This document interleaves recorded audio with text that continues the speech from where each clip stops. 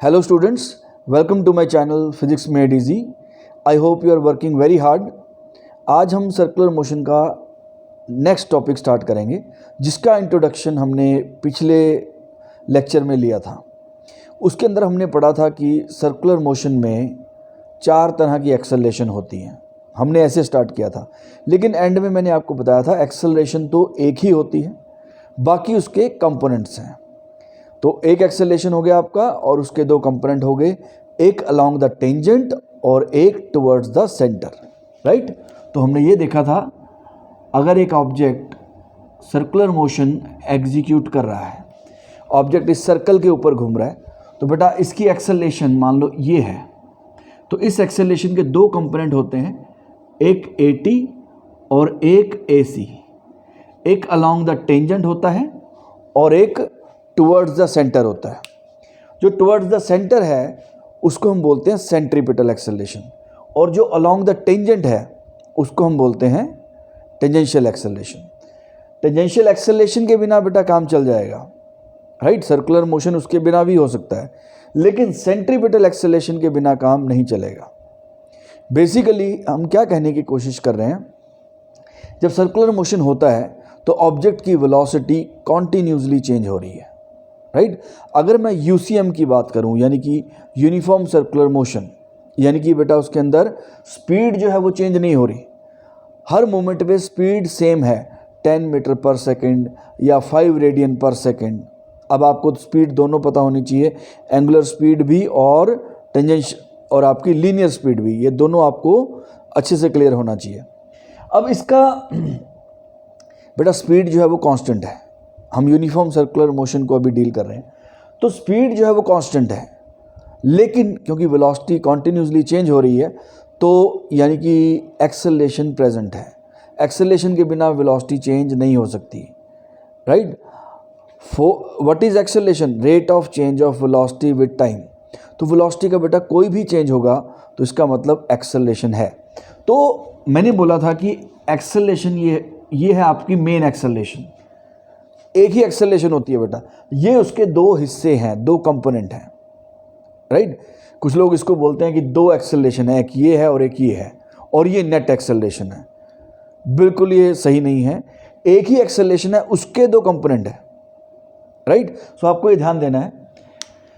अब क्योंकि मैं यूनिफॉर्म सर्कुलर मोशन ले रहा हूं, तो यूनिफॉर्म सर्कुलर मोशन हम ले रहे हैं तो उसमें सिर्फ सेंट्रीपिटल एक्सेलरेशन होगी, राइट। यानी कि क्योंकि वेलोसिटी जो है वो कॉन्टिन्यूसली चेंज हो रही है बेटा, ये आपको एब्जॉर्ब करना है अच्छे से, आपके दिमाग में ये अच्छे से बैठ जाना चाहिए। जब सर्कुलर मोशन होता है तो ऑब्जेक्ट की जो वेलोसिटी है, लीनियर वेलोसिटी, वो अलोंग द टेंजेंट होती है। मान लो सर्कुलर मोशन ऐसे हो रहा है, ऑब्जेक्ट ऐसे एंटी क्लॉकवाइज घूम रहा है, जब ऑब्जेक्ट यहाँ होगा तो उसकी वेलोसिटी, लीनियर वेलोसिटी बेटा, एंगुलर वेलोसिटी किधर होती है? राइट हैंड थंब रूल, बाहर की तरफ। लेकिन लीनियर वेलोसिटी किधर होती है? Along the tangent. तो यहाँ पर लीनियर वेलोसिटी इस तरफ, जब ऑब्जेक्ट यहाँ पहुँचेगा बेटा इस तरफ, यहाँ पहुँचेगा तो इस तरफ, यहाँ पहुँचेगा तो इस तरफ, ये। तो आप देख सकते हो कॉन्टिन्यूसली जो डायरेक्शन ऑफ मोशन है वो चेंज हो रहा है। डायरेक्शन ऑफ मोशन आप देखो हर मोमेंट पे चेंज हो रहा है। तो स्पीड फिक्स्ड होने के बाद भी वेलोसिटी चेंज हो रही है बेटा। स्पीड चेंज देखना बड़ा आसान है क्योंकि वो हमें दिखता है बढ़ रही है, कम हो रही है, लेकिन यहाँ पर डायरेक्शन चेंज हो रही है। तो डायरेक्शन चेंज को आपको अच्छे से समझना है। तो क्योंकि डायरेक्शन चेंज हो रही है तो इस मोशन के अंदर एक एक्सेलरेशन है, right. This motion is accelerated motion. आपसे पूछ सकते हैं क्या सर्कुलर मोशन एक्सेलरेटेड मोशन है? द आंसर इज यस, चाहे वो यूनिफॉर्म भी है, क्योंकि reason again I have repeated it so many times, लेकिन फिर भी बेटा इसको आपको ऑब्जर्व करना है। तो हर मोमेंट पे वेलोसिटी की जो डायरेक्शन है वो चेंज हो रही है। तो उस एक्सेलरेशन को हम क्या बोलते हैं? जो वेलोसिटी के चेंज की वजह से आती है, या हम उल्टा भी बोल सकते हैं, वैसे उल्टा बोलना ज़्यादा सही है। एक्सेलरेशन की वजह से वेलोसिटी में चेंज आता है, क्योंकि फोर्स लगाओगे तो एक्सेलरेशन आएगा और तब वेलोसिटी चेंज होगी। तो जो एक्सेलरेशन डायरेक्शन के चेंज को कॉरस्पॉन्ड करती है या रिप्रेजेंट करती है, उसको हम बोलते हैं बेटा सेंट्रीपिटल एक्सेलरेशन, राइट। आज हम इसी को ही इसका एक्सप्रेशन हम फाइंड करेंगे। हमने इसका रिजल्ट लिखा था, आज उसको डिराइव करेंगे। Centripetal acceleration. अब इसमें पिछले 2-3 कॉन्सेप्ट्स लगेंगे, तो बेटा फिजिक्स या साइंस का यही अगर आपको साइंस में एक्सेल करना है तो आपके पिछले कॉन्सेप्ट्स बिल्कुल अच्छे होने चाहिए, राइट। हम लोग कई बार करते हैं कि चलो पिछला छोड़ो और अगला कर लेते हैं, वो उतना अच्छे से नहीं हो पाएगा। तो आपको पिछला भी जैसे ही कुछ देखते हो, अच्छा ये मुझे नहीं आता, तो आप पीछे जाके उसको थोड़ा सा रिफ्रेश कर लो, राइट। और अच्छे से समझोगे तो बहुत अच्छा होगा, आपको आगे वाले चैप्टर्स बहुत ईजिली समझ आएंगे अगर आपके पीछे के कॉन्सेप्ट्स अच्छे होंगे। तो इसमें थोड़े पिछले वाले कॉन्सेप्ट लगेंगे, मैं आपको साथ साथ बताऊँगा और ये भी बताऊँगा कि कहाँ पर वो पढ़े थे। कुछ लोगों ने लेट स्टार्ट किया है, तो बेटा आप वहाँ जाके उनको रेफ़र कर लेना। ओके, सेंट्रीपिटल एक्सेलरेशन, ये एक ऑब्जेक्ट सर्कल में घूम रहा है, ये इसका सेंटर है। मान लेते हैं हम एक इनिशियल पोजीशन लेते हैं,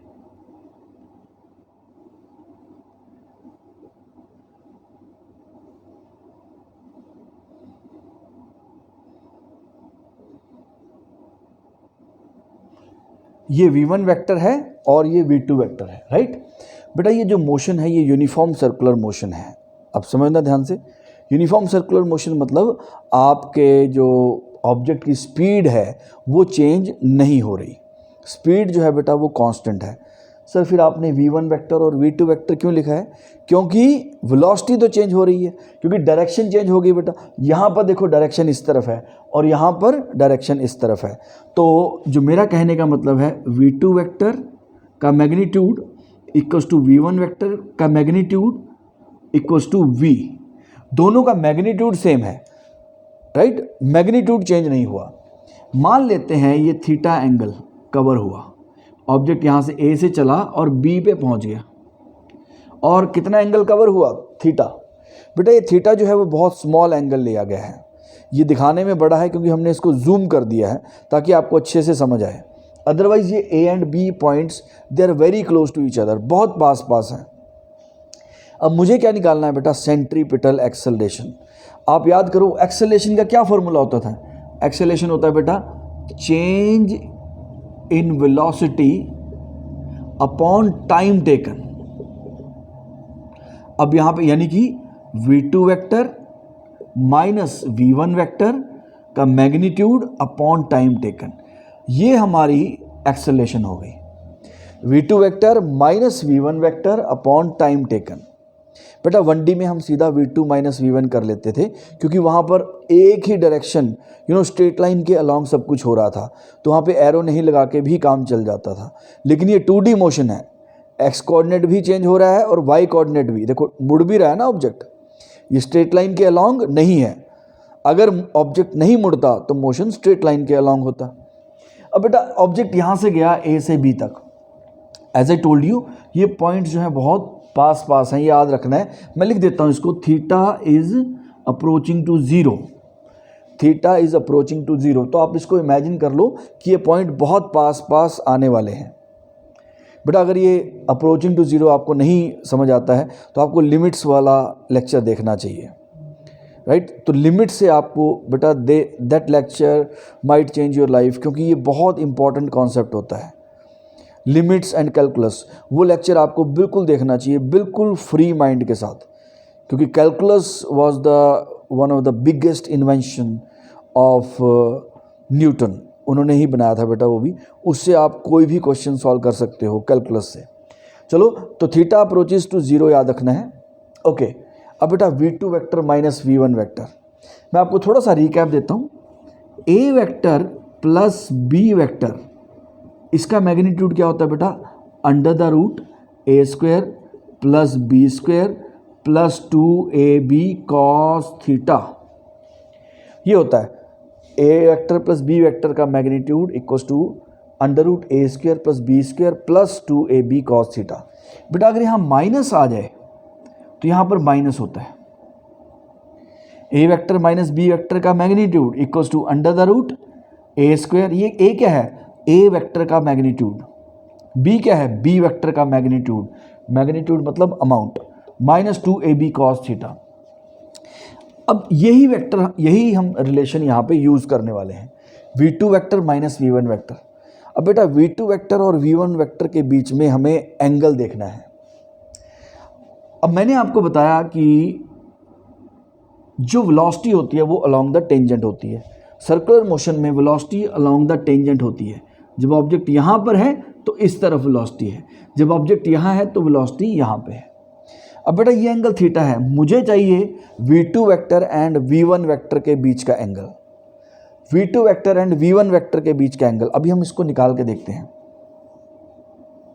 ये एंगल थीटा है।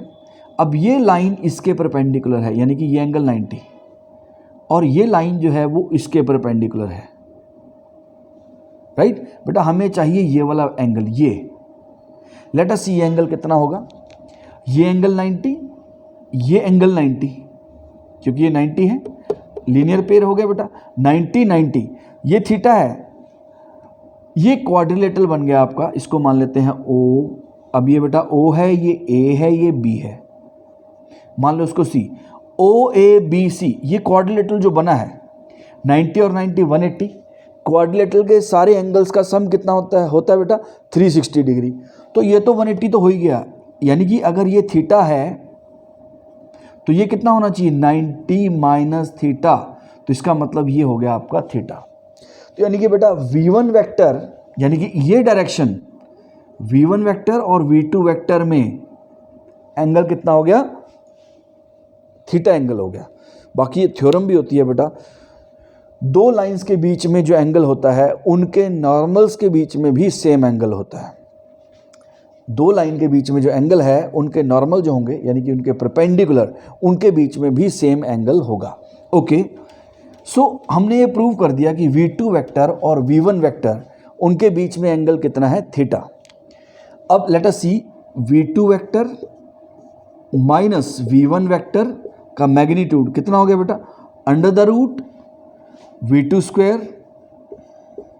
Plus v1 square plus 2v1 v2 cos theta, no minus.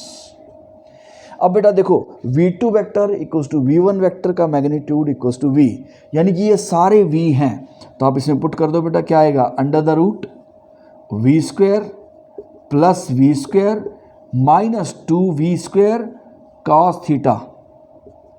तो ये कितना बन गया, 2v square minus 2v square cos theta. तो ये आपका बन गया बेटा 2v square minus 2v square cos theta. अब मैं इसको थोड़ा इरेज करता हूँ ताकि हमें जगह मिल जाए। मैं इसको ऊपर ड्रॉ कर देता हूँ सो दैट आपको पता रहे हम कर क्या रहे हैं। ये हमारा सर्कल है बेटा, ये v1 वेक्टर है। हम इस सर्कुलर मोशन की एक्सेलेरेशन फाइंड करने की कोशिश कर रहे हैं।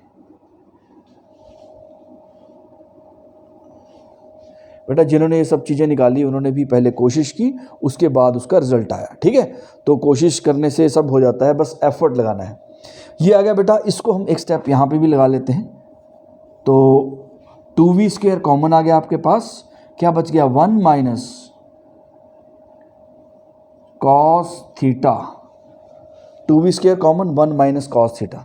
अब बेटा थोड़ा सा पीछे हमें फॉर्मूला हमने पढ़ा था, मैं दोबारा लिख देता हूँ। ट्रिग्नोमेट्री का फॉर्मूला होता है 1 minus cos 2 theta equals to 2 sine square theta. 1 minus cos 2 theta equals to 2 sine square theta, यानी इस एंगल का हाफ हो जाता है यहाँ पे। तो ये फॉर्मूला हम यहाँ पे लगाएंगे, तो क्या बन जाएगा बेटा, ये बन गया आपका under the root 2v square into 2 sine square theta by 2। अभी मैं बेटा इसको कैलकुलेट कर रहा हूँ, फिर इसमें सब्स्टिट्यूट करूँगा। तो ये कितना बन गया आपके पास, under the root 4v square sine square theta by 2। तो अब आप देखो सबका अंडर रूट आ जाएगा, कितना आ जाएगा, under the root 2v square 4 का अंडर रूट कितना हो गया बेटा 2, वी स्क्वायर का under root V sine theta by 2, 2v sine theta by 2, ये बन गया आपके पास। Now as I told you, मैंने आपको बताया था कि ये जो थीटा है बहुत छोटा है, सिंस थीटा इज स्मॉल, जो थीटा है वो बहुत छोटा है, तो sine theta by 2 will be equal to theta by 2, sine theta by 2 equals to theta by 2। जब बेटा थीटा छोटा होता है तो जब थीटा छोटा होता है तो साइन थीटा और टेन थीटा तीनों इक्वल होते हैं, राइट। मैंने इसका एक मेथड निकाला है, उसके बाद मैं आपको इसको थोड़ा सा कोशिश करूंगा कि आपको समझ आए, नहीं तो आपके दिमाग में घूमेगा सर साइन थीटा और थीटा इक्वल कैसे होते हैं। इसका एक जेन्युइन प्रूफ भी होता है, बट वो काफ़ी लंबा काफ़ी टीडियस होता है। तो लेकिन हम अपने आप को थोड़ा कन्विंस कर सकते हैं। कई चीज़ें हैं बेटा जो बहुत हैवी होती हैं, तो यस मैं तो चाहता हूँ आप लोग जितना हैवी चीज़ें करो अच्छा है, लेकिन अगर कई बार वहाँ तक नहीं जा सकते तो थोड़ा सा आइडिया हमें लगना चाहिए। यस, साइन थीटा और थीटा इक्वल होते हैं, राइट, अगर थीटा बहुत छोटा हो, और यस दूसरी चीज़ थीटा रेडियन में होना चाहिए, यानी SI यूनिट में। ओके, तो साइन थीटा थीटा बाय 2 के इक्वल हो गया, तो यानी कि ये क्या बन गया बेटा 2v थीटा बाय 2, तो ये तो कैंसिल हो गया 2, तो आपके पास v थीटा आ गया। अब बेटा एक्सेलरेशन क्या है, लेट अस सी, अब इसको तो इरेज करना ही पड़ेगा। एक्सेलरेशन किसके इक्वल है, यहां पे लिखते हैं एक्सेलरेशन किसके इक्वल है हमारी, a इक्वल्स टू, अब मैं इसको AC लिख रहा हूं क्योंकि हमने जो वेलोसिटी का चेंज कंसीडर किया है बेटा, जो वेलोसिटी में चेंज हमने लिया है वो कौन सा है, सिर्फ डायरेक्शन का चेंज। क्योंकि हमने देखो मान लिया कि मैग्नीट्यूड तो चेंज हो ही नहीं रहा, तो मैग्नीट्यूड चेंज नहीं हो रहा, तो लेकिन फिर भी वेलोसिटी चेंज हो रही है, उसका एक ही मीनिंग है कि डायरेक्शन चेंज हुई। तो अगर सिर्फ डायरेक्शन चेंज की वजह से एक्सेलरेशन है तो उसको हम क्या बोलते हैं, सेंट्रीपिटल एक्सेलरेशन। तो इसको मैं AC लिख देता हूँ, राइट। तो AC इक्वल्स टू क्या आ गया बेटा, ये न्यूमरेटर हमने कैलकुलेट कर लिया है v इंटू थीटा, तो v into theta upon T, and theta upon T क्या होता है, ओमेगा। सो v इंटू ओमेगा, ये आपकी सेंट्रीपिटल एक्सेलरेशन आ गई। एंड आप ओमेगा को क्या लिख सकते हो, v बाय आर, तो v स्क्वायर बाय आर, या फिर r ओमेगा स्क्वायर। अगर आप v को r ओमेगा पुट करो तो ये हमारा सेंट्रीपिटल एक्सेलरेशन का फॉर्मूला आ गया, r omega square. v omega बहुत सेल्डम इट इज़ बहुत रेयरली यूज़ होगा, लेकिन v स्क्वायर बाय r बहुत यूज़ होने वाला है, r ओमेगा स्क्वायर बहुत यूज़ होने वाला है। तो हमने क्या किया, हमने बेटा 1D में और प्रोजेक्टाइल में देखा था एक्सेलरेशन होती है, देखो स्पीड बढ़ रही है, ऑब्जेक्ट को ड्रॉप किया 10 मीटर पर सेकंड स्क्वायर एक्सेलरेशन, तो ऑब्जेक्ट की स्पीड 10 मीटर पर सेकंड बढ़ रही है। ड्रॉप किया, स्पीड कितनी, 0, 1 सेकंड बाद 10, एक और सेकंड के बाद 20, एक और सेकंड के बाद 30, तो एक्सेलरेशन है। जब ऊपर फेंकते हैं, मान लो 100 से फेंका, 1 सेकंड के बाद 90, 80, 70, तो वो स्पीड कम हो रही थी। ये पहली बार आपने चेंज इन डायरेक्शन की वजह से एक्सेलरेशन देखी है। तो AC क्या है बेटा, सेंट्रीपिटल एक्सेलरेशन। ये फॉर्मूला निकालना बहुत इंपॉर्टेंट है, आपको अच्छे से आना चाहिए।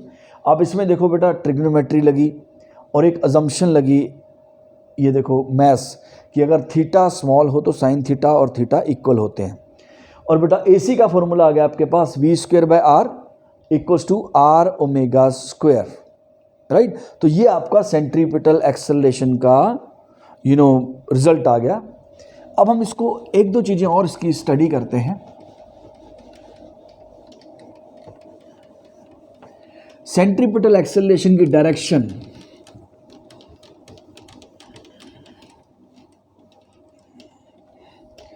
बेटा इसको और भी तरीक़ों से प्रूव किया जा सकता है, और भी हैवी मेथड इसके अंदर लग सकते हैं, बट ये सबसे बेस्ट मेथड होता है। और अब हम इसकी डायरेक्शन स्टडी करते हैं, राइट। ये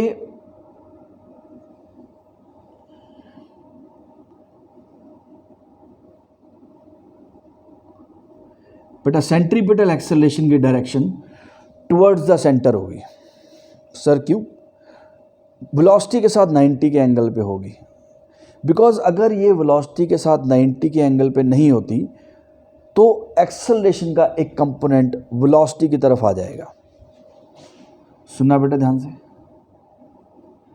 अगर एक्सेलरेशन सेंटर की तरफ नहीं होगी तो एक्सेलरेशन का एक कंपोनेंट वेलोसिटी की तरफ आ जाएगा।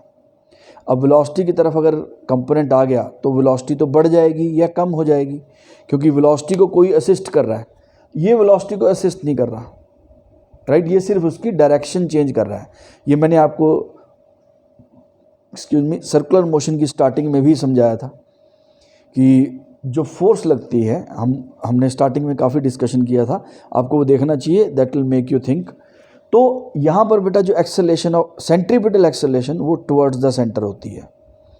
Centripetal acceleration is towards the centre, makes an angle of 90 degree with the velocity, velocity के साथ 90 डिग्री का एंगल बनाती है।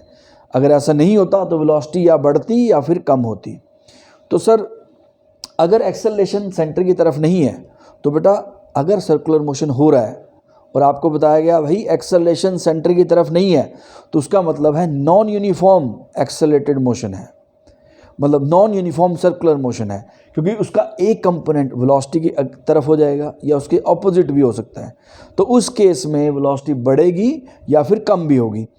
लेकिन अगर यूनिफॉर्म सर्कुलर मोशन है तो सिर्फ सेंट्रीपिटल एक्सेलरेशन होगी टुवर्ड्स द सेंटर, राइट। अब इसके एक दो क्वेश्चन करते हैं हम। फॉर्मूला हमने डिराइव कर लिया है, ओके। उससे पहले एक छोटा सा मैं आपको ये मैथ्स का डेमोन्स्ट्रेशन देना चाहता हूँ। मैंने आपको बोला बेटा साइन थीटा, ये आपको काफ़ी यूज़ होगा बेटा, थीटा के इक्वल होता है, थीटा रेडियन में होना चाहिए, ये सिंबल है, theta should belong to radian and small. Sir how small? जितना ज़्यादा एंगल छोटा होगा उतना अच्छा होगा बेटा, उतना अप्रॉक्सीमेशन बेटर होगा, ठीक है।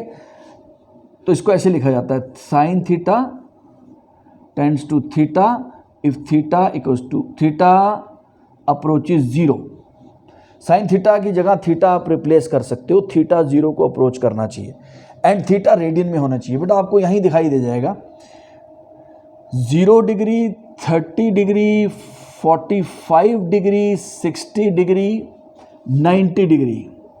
बेटा हर तरह के स्टूडेंट होते हैं, कुछ लोगों को इसमें कोई इंटरेस्ट नहीं होता, सर ये क्यों, आपने बोल दिया हमने मान लिया। वैसे मैं नहीं चाहता आप ऐसे बनो कि कोई कुछ भी बोले और आप उसको बस मान लो, क्योंकि फिर आप कोई नई चीज़ नहीं कर पाओगे बेटा, because you are not inquisitive. फिर आप क्वेश्चन नहीं पूछ रहे हो, फिर आप सिर्फ जो आपको बताया जा रहा है बस उतना सही आप सीख पाओगे।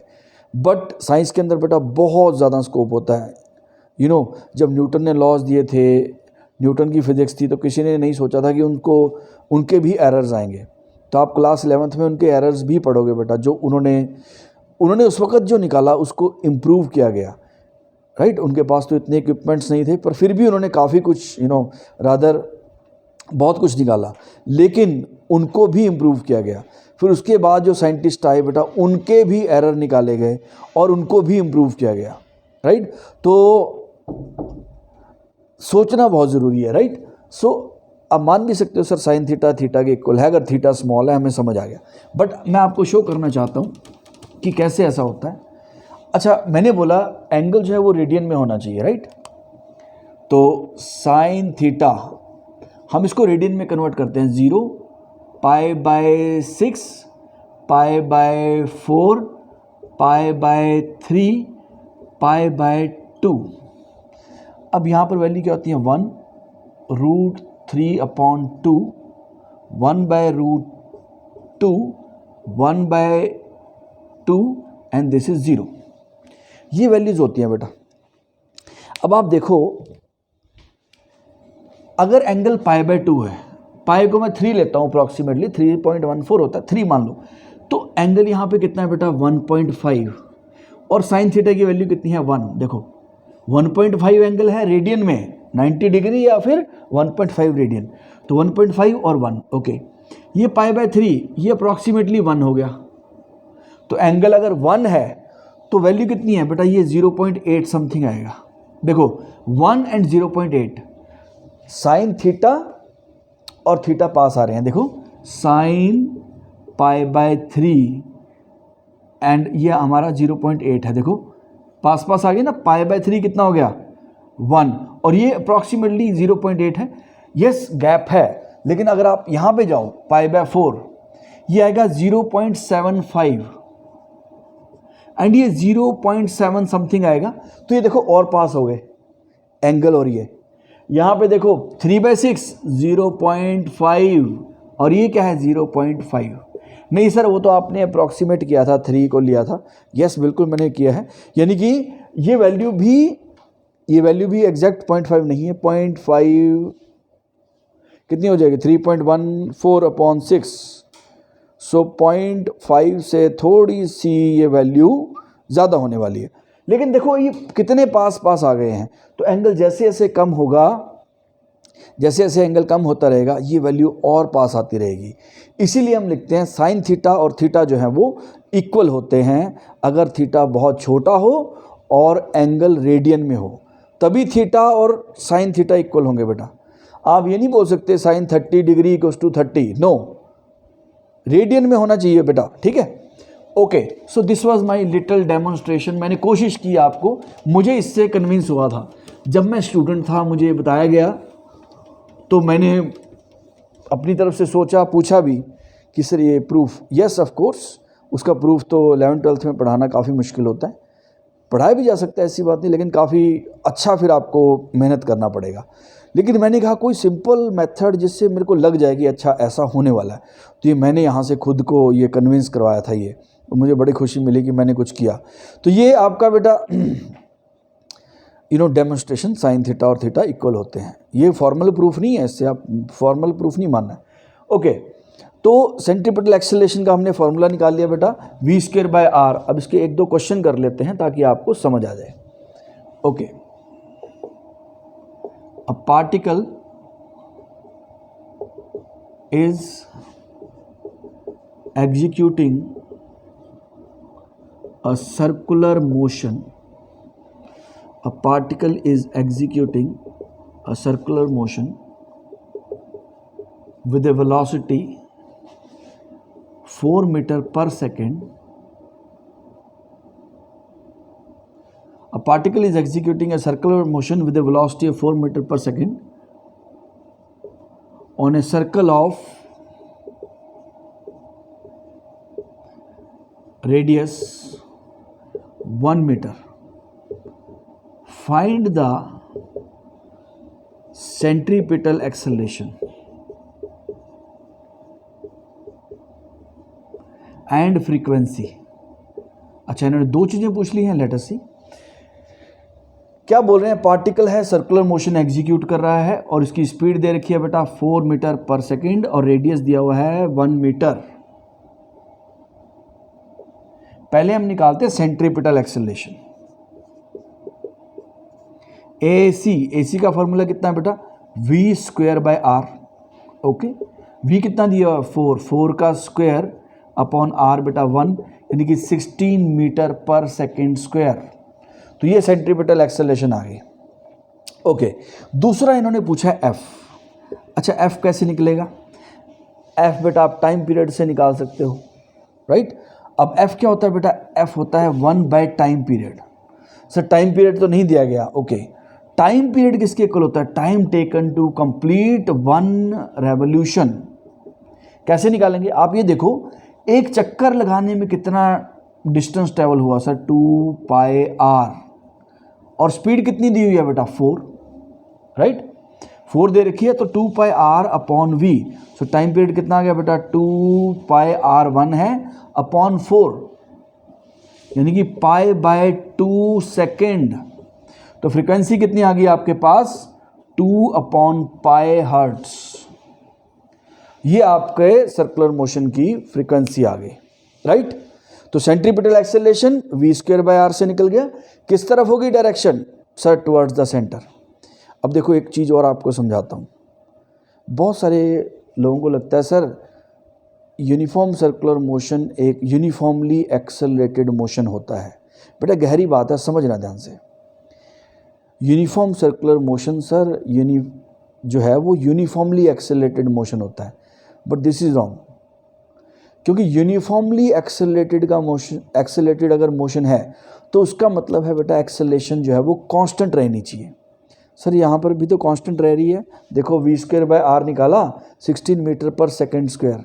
यस, लग रहा है बेटा ये जो एक्सेलरेशन कांस्टेंट है ये सिर्फ मैग्नीट्यूड कांस्टेंट है, डायरेक्शन हर वक्त चेंज हो रही है बेटा। देखो जब ऑब्जेक्ट यहाँ होगा तो एक्सेलरेशन की डायरेक्शन इस तरफ, ऑब्जेक्ट यहाँ होगा इस तरफ, ऑब्जेक्ट यहाँ होगा तो इस तरफ, ऑब्जेक्ट जब यहाँ होगा तो इस तरफ। तो देखो हर इंस्टेंट पे सर्कुलर मोशन में जो एक्सेलरेशन है उसकी डायरेक्शन चेंज हो रही है सेंटर की तरफ, है सेंटर की तरफ है, लेकिन देखो बेटा यहाँ से सेंटर की तरफ लेफ्ट हो गया, यहाँ से डाउन, यहाँ से राइट और यहाँ से अप। हर इंस्टेंट पे सेंट्रीपिटल एक्सेलरेशन जो है वो कांस्टेंट, मतलब मैग्नीट्यूड तो कांस्टेंट है बेटा, लेकिन डायरेक्शन कॉन्टिन्यूसली चेंज हो रही है। राइट बेटा, ये सारी चीज़ें हैं आपको अच्छे से याद रखनी है। एक और क्वेश्चन करते हैं।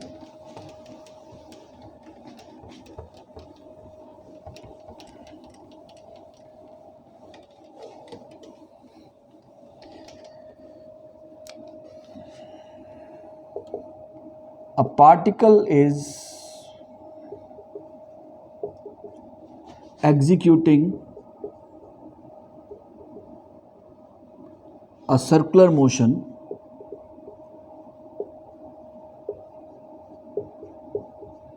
such that its speed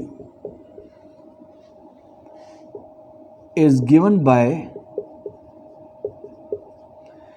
a particle is executing circular motion such that its speed is given by v equals to 4t meter per second, v equals to 4t meter per second. Find the centripetal acceleration, find the centripetal acceleration at t equals to 2 seconds. Radius of the circle,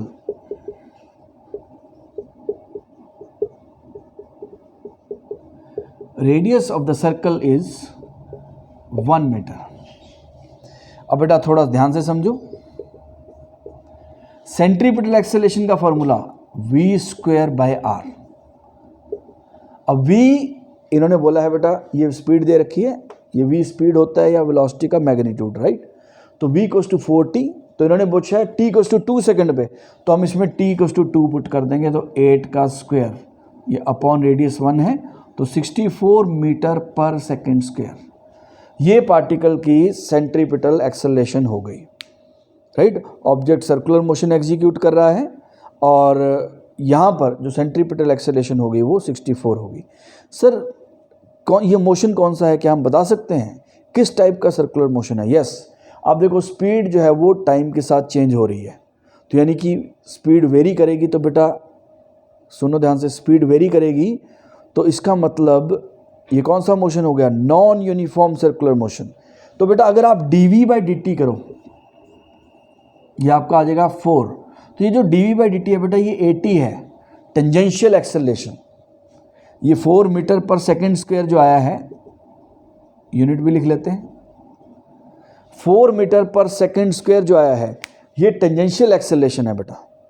तो आप अगर इनका resultant निकालोगे तो आपके पास acceleration आ जाएगी। Again एक ही acceleration है बेटा, उसके दो हिस्से हैं, उल्टा नहीं है कि दो एक्सेलरेशन है उसका रिजल्ट निकाला, नो, बिल्कुल गलत है, ऐसा नहीं है। एक ही एक्सेलरेशन होती है, उसके दो पार्ट्स होते हैं। ये आपको बहुत इंपॉर्टेंट है, इसको याद रखना है। तो dv/dt 4 मीटर पर सेकेंड स्क्वायर, ये टेंजेंशियल एक्सेलरेशन है। अगर इस क्वेश्चन में आपसे पूछा जाए एक्सेलरेशन क्या है, मान लो ये बोलते हैं फाइंड द एक्सेलरेशन, तो आपको वो नेट एक्सेलरेशन नहीं बोलेंगे बेटा, एक्सेलरेशन ही बोलेंगे। तो अगर इस क्वेश्चन में एक्सेलरेशन आता, सेंट्रीपिटल एक्सेलरेशन हमें निकालना आ गया, मान लो इस क्वेश्चन में बोलते हैं एक्सेलरेशन t = 2 सेकंड पे निकालो, तो आपको ये दोनों निकाल के बेटा इनका रिजल्टेंट निकालना था, 64 का स्क्वायर प्लस 4 का स्क्वायर। अगर ये क्वेश्चन ऐसे लिखा हुआ आता है फाइंड द एक्सेलरेशन, तो आपको ये नहीं सोचना सर इनकम्प्लीट क्वेश्चन है कि टेंजेंशियल निकालना है कि सेंट्रीपिटल निकालना है। नो, एक्सेलरेशन एक ही होता है। टेंजेंशियल और सेंट्रीपिटल उसके हिस्से हैं, वो उसके पार्ट्स हैं। एक ऑब्जेक्ट के पास कभी दो एक्सेलरेशन हो ही नहीं सकती, एक ऑब्जेक्ट के पास कभी दो वेलोसिटी हो नहीं सकती। द आइडिया इज अब्सर्ड, ऐसा हो ही नहीं सकता बेटा। एक ऑब्जेक्ट दो डायरेक्शन में कभी नहीं जा सकता। सर प्रोजेक्टाइल में तो आपने पढ़ाया था ऐसे भी जा रहा है ऐसे भी जा रहा है। नो, मैंने बोला था ऐसे जा रहा है, उसके दो हिस्से हम अपनी कन्वीनियंस के लिए कर देते हैं। उस वेलोसिटी के दो पार्ट्स कर दिए हमने, हॉरिजॉन्टल कंपोनेंट अलग से और वर्टिकल कंपोनेंट अलग से। अब आप उसको अगर ये बोलो कि ऑब्जेक्ट की दो वेलोसिटीज़ हैं तो आप बिल्कुल गलत है। एक ऑब्जेक्ट दो डायरेक्शन में कैसे जा सकता है, आप सोचना बेटा बैठ के। कभी हो सकता है कि मैं नॉर्थ भी जा रहा हूँ और साउथ भी जा रहा हूँ? No, it is not possible. तो अगर इस क्वेश्चन में एक्सेलरेशन आता आपको, फिर AC और बेटा AT निकाल के उसका रिजल्टेंट निकालना था, राइट। ये आपका मेन एक्सेलरेशन है। एक्सेलरेशन ये है, ये दोनों इसके टुकड़े हैं, हिस्से हैं, कंपोनेंट्स हैं, पार्ट्स हैं, कुछ भी आप बोल सकते हो, राइट। एक क्वेश्चन और करते हैं बेटा।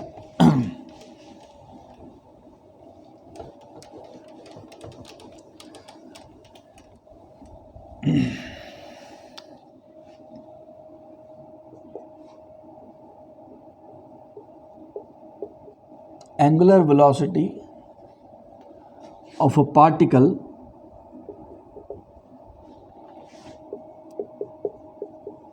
executing circular motion is 5 radian per second. If the radius of the circle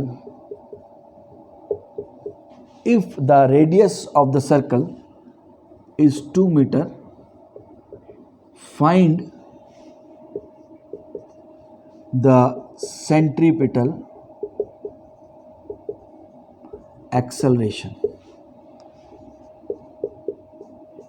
okay, centripetal acceleration क्या होता है सर? v²/r। सर v तो दिया नहीं है, कोई बात नहीं बेटा। अब v की वैल्यू पुट करो r ओमेगा अपॉन r।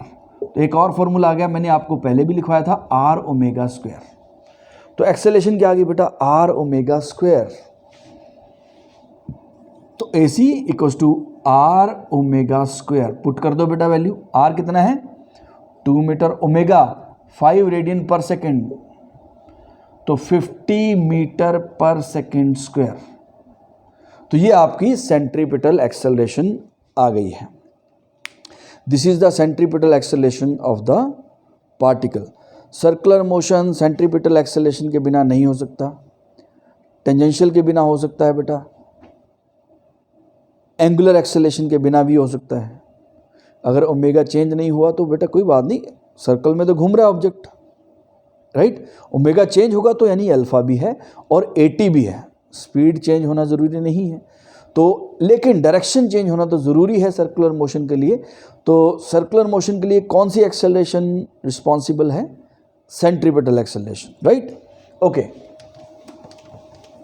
एक क्वेश्चन और करते हैं ताकि आपको सारे फॉर्मूले बेटा रिवाइज हो जाएं, अच्छे से अप्लाई हो जाएं, और आपको इसको प्रैक्टिस करना चाहिए और जो मैं बोल रहा हूँ उसको ध्यान से सुनना चाहिए। You can write your comments and questions also. मैं जो बोल रहा हूँ बहुत ऐसे करके बोल रहा हूँ कि यस ये ऐसा होना चाहिए, ठीक है। तो आप भी पूछ सकते हो सर ऐसा क्यों नहीं हो सकता, राइट। सो ये बहुत ज़रूरी है, डिस्कशन से आप अच्छे से सीखोगे। ओके, नेक्स्ट क्वेश्चन क्या है? A particle is moving on a circle with frequency 2 Hz. If the radius of the circle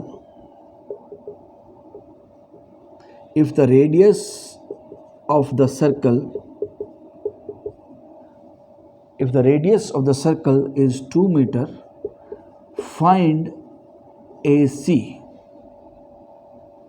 okay sir, अब इसका फॉर्मूला फ्रीक्वेंसी की टर्म्स में कैसे आएगा?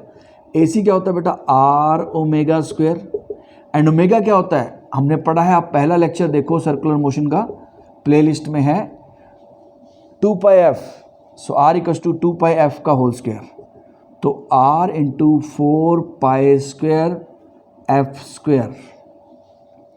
अब एक आपको शॉर्टकट बता रहा हूँ बेटा, बहुत इंपॉर्टेंट है ये, कई क्वेश्चंस में आपको काफ़ी यूज़ होगा जब आप MCQ सॉल्व कर रहे हो। रेडियस कितनी होगी बेटा, 2 मीटर, 4 पाई स्क्वायर बेटा 10 होता है, पाई स्क्वायर 3 का स्क्वायर होता है ना, इसको अप्रॉक्सीमेटली आप 10 ले सकते हो या 9.8 ले सकते हो अपनी कन्वीनियंस के हिसाब से। मैं ये नहीं कह रहा हूँ पाई स्क्वायर एग्जैक्ट 10 होगा, लेकिन बेटा क्वेश्चन में ये बहुत हेल्प करता है MCQ में, क्योंकि आपको बेस्ट सिलेक्शन, बेटा MCQ में वो बोलते हैं choose the best answer not the correct answer, क्योंकि कुछ आंसर बेटा अप्रॉक्सीमेट किए जाते हैं। अब आपके बोर्ड एग्जाम में भी ऑब्जेक्टिव टाइप क्वेश्चन आते हैं, तो कोई भी ऑब्जेक्टिव टाइप से बच नहीं सकता अब, राइट। लेकिन थोड़ा ध्यान से समझो, ऐसा नहीं कि ऑब्जेक्टिव के लिए कोई और अलग से मेथड होते हैं तैयारी करने के, नो, सिर्फ थोड़ा सा एंड में ट्विस्ट करना होता है। सॉल्व तो ऐसे ही करेंगे, चाहे सब्जेक्टिव करना हो बेटा चाहे ऑब्जेक्टिव करना हो, लेकिन एंड में सिलेक्शन जब आप कर रहे हो आंसर में से, तो वहाँ पर थोड़ा सा ये ध्यान रखना होता है। तो ये अप्रॉक्सीमेट किया जा सकता है। पाई स्क्वायर 10 हो गया, एफ का स्क्वायर, फ्रिक्वेंसी कितनी दी है 2 का स्क्वायर हो गया बेटा, कितना बन गया 320 मीटर पर सेकेंड स्क्वायर। तो ये आपकी सेंट्रीपिटल एक्सेलरेशन आ गई बेटा, 320 मीटर पर सेकेंड स्क्वायर, ये सेंट्रीपिटल एक्सेलरेशन आ गई। देखो एक फॉर्मूले की टर्म, एक हमारा फ्रीक्वेंसी के टर्म्स में भी सेंट्रीपिटल एक्सेलरेशन का फॉर्मूला आ गया है। आप एक टाइम पीरियड की टर्म्स में भी लिख सकते हो बेटा। देखो अब कोई ये याद थोड़ी रखना है इनको, अगर मैं इसको पुट करता हूँ, देखो AC equals to r omega is 2 pi by t का स्क्वायर। सर एक और फॉर्मूला आ गया, नहीं आपको ये ओमेगा को 2 पाई बाई टी ये याद रखना है। सेंट्रीपिटल एक्सेलरेशन के 6 फॉर्मूले याद करने की ज़रूरत नहीं है, यस 2 तो ज़रूर याद रखो, v square by r and r omega square. बाकी जब आप क्वेश्चन करोगे तो उससे आपको प्रैक्टिस हो जाएगी। तो ये एक और फॉर्मूला आ गया बेटा सेंट्रीपिटल एक्सेलरेशन का, किसकी टर्म्स में, टाइम पीरियड के टर्म्स में, ये फ्रीक्वेंसी के टर्म्स में था। ओके, सो आज हमने सेंट्रीपिटल एक्सेलरेशन को समझने की कोशिश की। आप बेटा और एफर्ट लगाओगे और इसको लेक्चर को आप दोबारा देख सकते हो, तभी आपको ये अंडरस्टैंड होगा अच्छे से। सेंट्रीपिटल एक्सेलरेशन मतलब सर जब भी डायरेक्शन चेंज हो रही है तो पक्का एक सेंट्रीपिटल एक्सेलरेशन है, राइट। तो सर्कुलर मोशन अगर यूनिफॉर्म है तो सिर्फ एक ही एक्सेलरेशन है, सेंट्रीपिटल एक्सेलरेशन, और अगर सर्कुलर मोशन यूनिफॉर्म नहीं है बेटा तब भी एक ही एक्सेलरेशन है, लेकिन उसके कंपोनेंट्स हैं AT and AC, right. Okay, I hope you understood. Please आप क्वेश्चन अपने पोस्ट कर सकते हो, I would try to answer all of them, and yes think, have your own idea, have your own opinion, अपना opinion भी बनाओ। Okay, thank you, see you, bye bye.